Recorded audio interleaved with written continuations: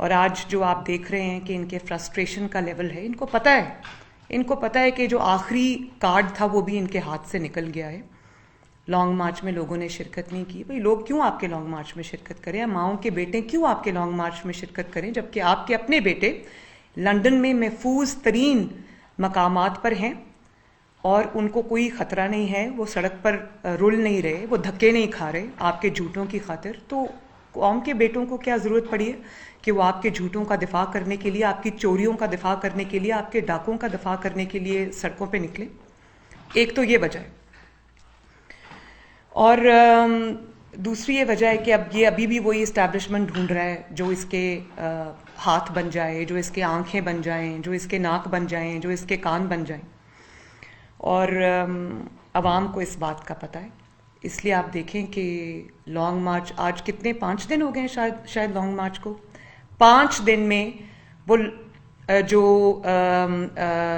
Part time long मार्च है उसको part time long मार्च कहना चाहिए। खाना खा के दोपहर का ये घर से निकलते हैं लाहौर से, और फिर शाम की चाय पीने के लिए ये घर वापस चले जाते हैं।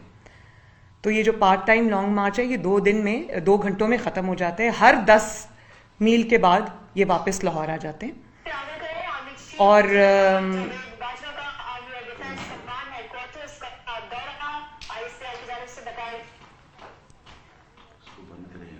पाँच दिन से ये जो लॉन्ग मार्च है ये लाहौर में ही फंसा हुआ है, लाहौर से बाहर नहीं निकल सका।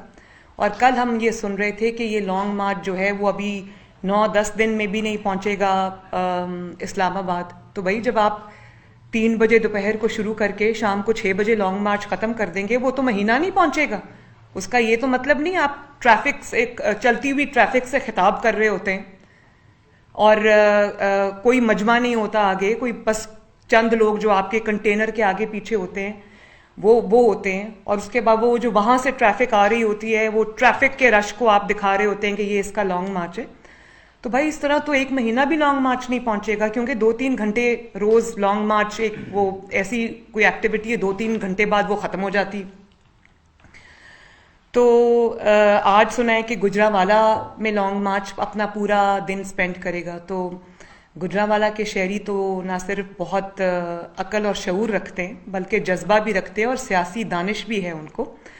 तो गुजरांवाला के शहरियों को मैं ये ज़रूर कहूँगी कि जो घंटा घर है उनका वहाँ पर, उस पर ज़रा जो घंटा घर पे घड़ी लगी हुई है उसकी ज़रा हिफाजत करें, क्योंकि घड़ी चोर जो है वो गुजरांवाला में फिर रहा है।